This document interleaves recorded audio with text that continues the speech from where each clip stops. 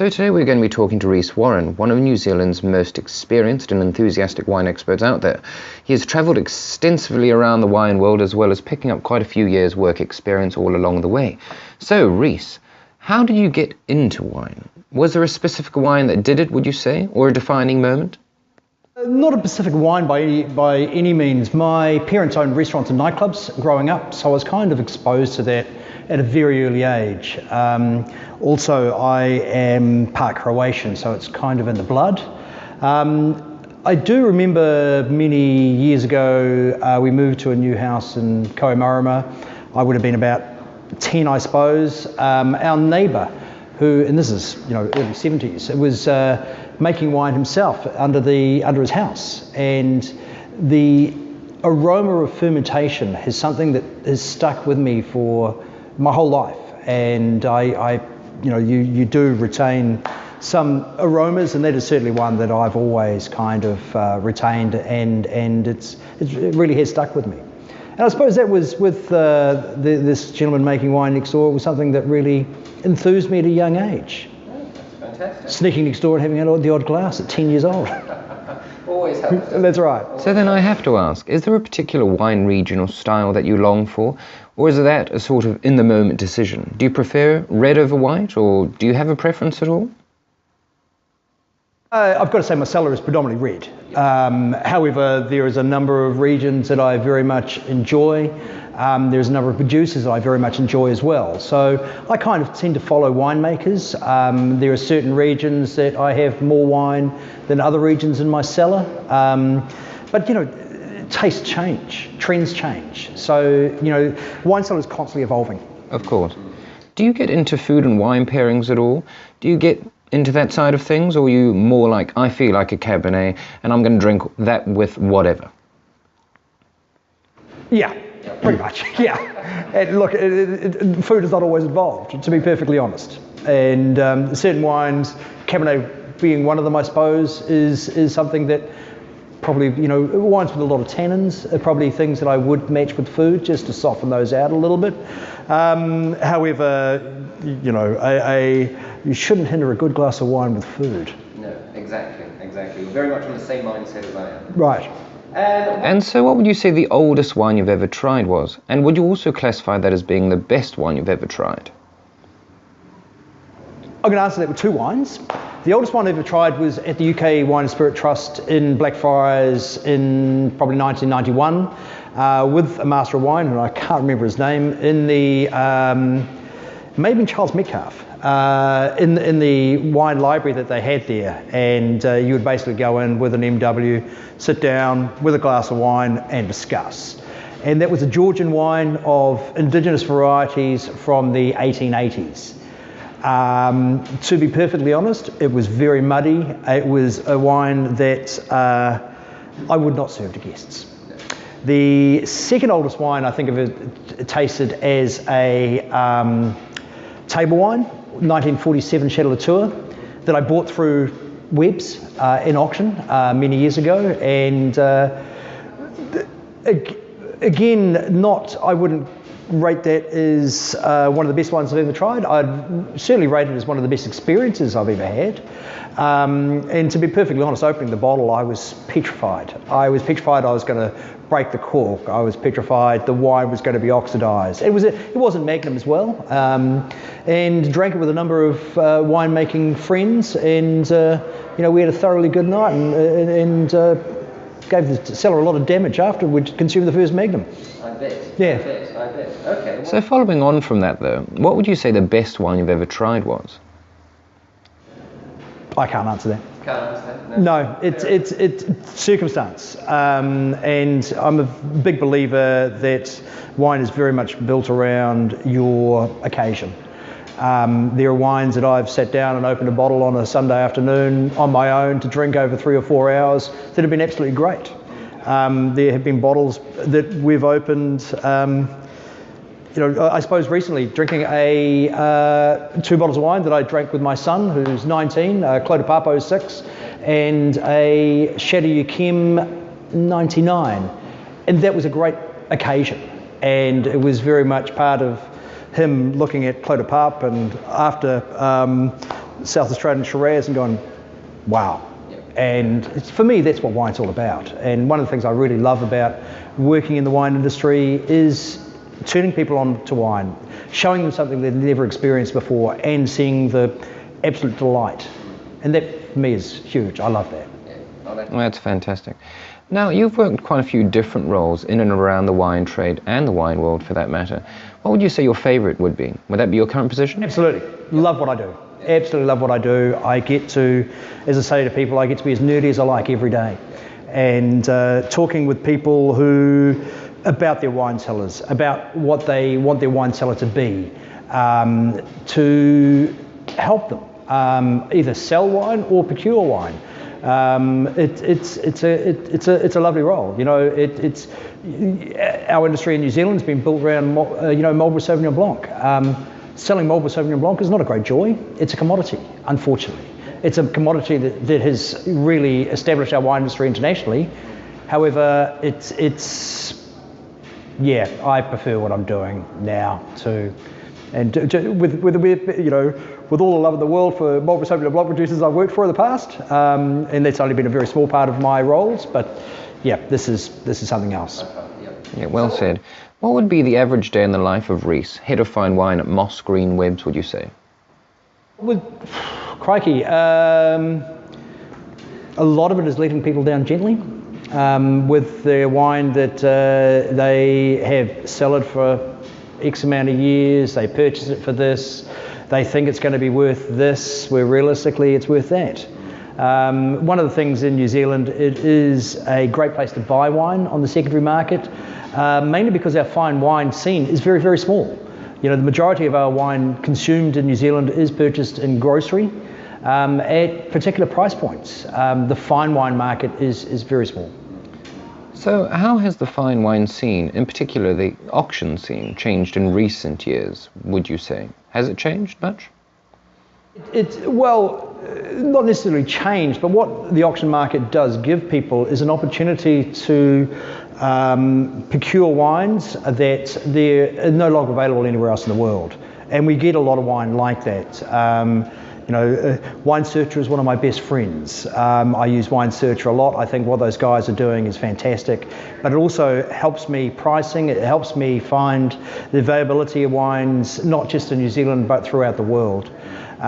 We do get quite a few wines that come in and they're not available anywhere else. Does that create a premium for their wine? Not necessarily, but it does create a big point of difference. And, you know, because it's not available anywhere else in the world, you can't procure it anywhere else. So it gives people an opportunity to taste things that they may not get the opportunity to taste in any other kind of way. Yeah, look, it's a great way to procure wines, and I get a lot of younger people coming through. You know, I very much see the wine industry in New Zealand, whilst we have a very long history, our history in the modern day is very short. You know, I started in the wine industry in the 80s, mid-80s.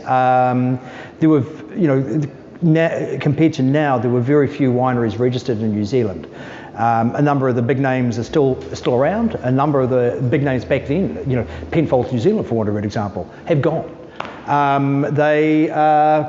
It is.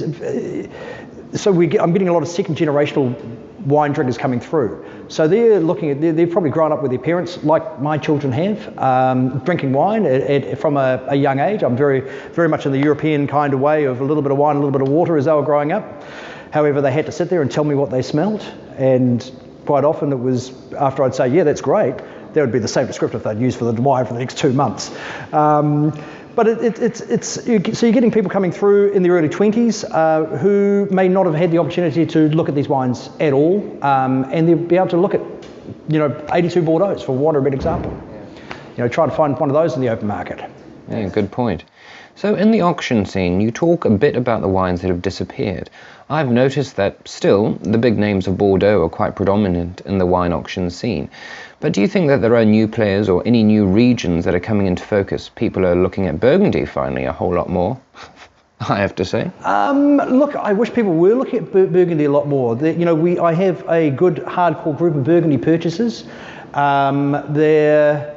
Bordeaux does seem to be, you know, I suppose Penfolds Grange, Penfolds 707, Hill of Grace from Henschke, Tomato Coleraine, Stony Ridge La Rose. They're wines that come in and they go straight out. They sell very, very well. Bordeaux is a very big section for us. I think that fine Burgundy, realistically, there are a number of distributors and importers that I've worked for in the past that have great Burgundy ranges. However, Peter Maud is the place to go if you're looking for good Burgundy in New Zealand, and that, again, small market. I don't know that people understand Burgundy as well as we may think they do. There's also very much the group of people who are going, hey, Central Otago or New Zealand Pinot, we make some of the best Pinots in the world. We can make some of the best New World Pinots in the world. We can't make Burgundy. I'm very clear on that. Very well said, yes, very well said. Now I have to ask, it is a bit of a touchy subject, so bear with us, but for many experts and also sort of connoisseurs around the world, the 100-point system, the Parker system, yep. What are your thoughts? Oh, they help sell wine. Yep. Fair enough. Do I agree with it? Yep. Not necessarily. I remember making this comment to you years ago. 100-point wine, a perfect wine. In my mind, we're never going to create the perfect wine. And if we think we have, we might as well pack up and go home. Because it should always be something out there. There should always be a carrot in front of winemakers to do better. Yeah. Well said. Now, since we are talking about wine auctions here with you today, do you think that enough people are drinking aged wine, already aged wines? No, I don't. And again, that comes back to the predominance of wine in New Zealand being purchased in grocery, with wines that are commodity wines. And look, there is absolutely a place for them. However, they're consumed very quickly. There's not a lot of people who have cellars anymore, I suppose. But if you look at the wine styles around the world, that has changed too. Certainly in my time in the industry, that 30 years ago when I was starting, the wines were made for a longer haul. If you go back 100 years, German Riesling, you couldn't consume it within 20 years. Now it's German Riesling, get it in, take the top off and get into it. It ages incredibly well. I don't think people give it the opportunity to age. And that's one of the things I find with people coming around to home for dinner or something, and I pull out an old bottle or something, and they go, wow. But people don't have the opportunity to taste older wine. In the houses we live in now, there is not the opportunity to build a good wine cellar. However, there are some fantastic wine cabinets out there. I've got a Eurocave at home, and it's top of the line. And it's more expensive than a Vintec, but it is, I wouldn't go past it. And with wine, one of the biggest factors is storage. Don't invest in wine unless you're going to invest in your cellaring conditions. Yeah, very good point. Not all the wines that you sell in auction are highly aged wines though, like most people probably think they are. What would you say that they make up as a percentage of the standard auction lot? Aged wines, every auction is different. And the way that we do things at Mossgreen-Webbs now is we have auctions every month. They will alternate between being a live online auction to being a totally online auction. An online auction is things that have been through the auction. I'd love to sell 100% of the lots in an auction. I've never done it yet, and I won't be happy till I do. The wines that have been through a couple of auctions, live auctions before, may then feature in an online auction. Our online auctions are very much like a trade me situation. So if the reserve's $50 and you bid 100 and no one bids against it, you'll win that lot at $50. The live auction and this has brought a younger demographic into what we're doing, as has the online auctions. But with our live auctions now, you don't need to turn up to the auction. We put a catalogue out a couple of weeks beforehand. You can absentee bid before the auction. You can actually bid live through the internet from the comfort of your own home or office while the auction is actually happening. And that has brought a younger demographic to us. So I probably didn't answer your question very well there. Our live auctions tend to be wines of reserves above $40, $50, and yeah, pretty much that's it. So we have reserves up to $8,000 for some wines that we have here at the moment. So what are your thoughts on the term fine wine? Do you think it is a tad archaic and exclusive perhaps to certain regions and producers? That's a really good question. I think fine wine is, people's definition of fine wine is entirely different to someone else's. What do I call fine wine? I don't really call anything fine wine. It's wine to me. It's either a commercial commodity wine, or it's a wine that that I want to put away and drink in the comfort of my own home with family and friends at a later date. With some of the prices of current releases of first growths or Bordeaux, for example, do you think that people are wiser to buy significantly cheaper and aged examples of those same wines instead of buying the current releases and waiting for them to come around? There is a lot of savings in buying older aged wines through auctions. We have to be very transparent about the way we do things through an auction. We will give condition reports in a catalogue, but I also advise people the best thing for you to do to find out about the provenance of a wine is to give me a call. If you're interested in a 1982 Chateau Lafite, and you really deserve to know how that has been cellared. I'm brutally honest with people about the way that I portray wines that we have, and will quite often go to the extent of this is a wine that I would buy, this is perhaps a wine that I wouldn't buy. However, you've got to ask me the question first. Yeah. And look, with pricing of things too, if things have, the new thing, and I get a lot of people ring me up, oh, has this come from a temperature-controlled cellar? 20 years ago, we didn't have temperature-controlled cellars. We had ambient cellars, and they have suited. I have an ambient cellar, but I'm very, very pleased with my cellaring conditions. I don't think a temperature-controlled cellar is the absolute be-all and end-all. It's a big expense, and as I say, if you want to go to invest in wine, invest in your cellar. However, if you can get a constant temperature through your cellar within the right conditions, that's fantastic. And ambient cellars, I have no problem with ambient cellars. As I say, my cellar is ambient. I have to ask now, there are certain wines in the world that are seen as the absolute epitome of fine wine, such as the first growths of Bordeaux, Sauternes, DRC from Burgundy, and etc. These have widely been accepted as the fine wines of the world for many a decade, if not centuries now. Do you think it is time for us to expand the definition of fine wine? And do you think that there are any other regions in the world, or producers for that matter, in the New World, that warrant that fine wine status for you? Absolutely.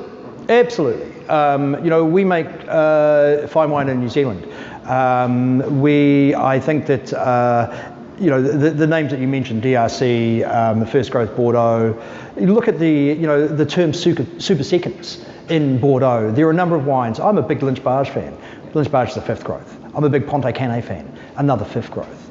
There are a number of wines that have come that are in the classification of 1855 that were classified down the ladder. However, they are the absolutely comparable to first growths at a fraction of the price. However, they're still not cheap. But then cheap is relative. What you consider good value, what is entirely different from what someone else will consider good value. The wines that I buy, that I talk about being good value, someone may say, you're an idiot. That's not good value, that's really expensive. No, if you compare it to other wines of the same kind of quality, in my mind, it's very good value. So that's a very personal thing. Of course. Now, do you think in your mind, people that are buying wines from auctions nowadays, they're buying them to enjoy, or are they continuing to buy just to invest? That's a really good question, and I think we have both kind of buyers. And I do try to, if I get a consignment of, say, 2 cases of a, want a better example, Lynch-Barge 05, I will sell one as one case. I will then split the second case up to being 6 bottles, 3 bottles, 2 bottles, 1 bottle. We've got an auction coming up in October where we'll be doing that. It's a wonderful cellar, a $1 million plus cellar, but great quantities of A wine from A vintage. If I put everything out there as dozens, all we're doing is diminishing the price.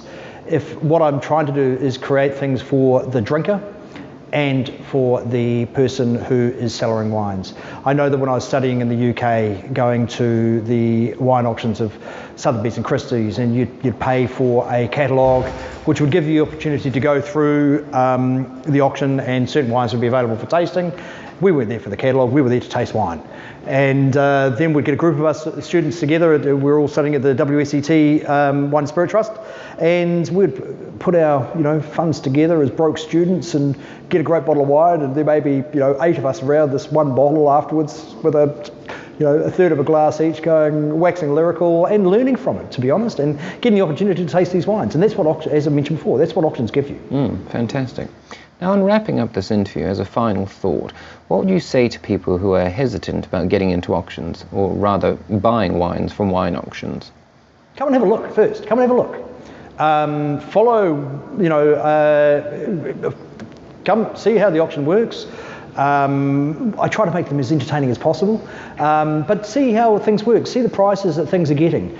Some things demand great prices and we get a lot of activity, but there's also the opportunity to pick up some fantastic wines, especially from Burgundy, for want of a better example, because there's not a lot of competition, I suppose, bidding for Burgundy. You can pick up some wonderful wines at a very, very good price. However, if you're looking at, there are, as I say, Tomato Coleraine is a great example. It is one of New Zealand's best Bordeaux-based wines, and that's been shown through history, and the prices that these wines are getting. I think a current release is about $110, $120 a bottle. You can pick up older wines for around the same price, sometimes even cheaper. Fantastic. Well, I have to say, thank you, Reece. No worries. And nice chatting to you. Yeah.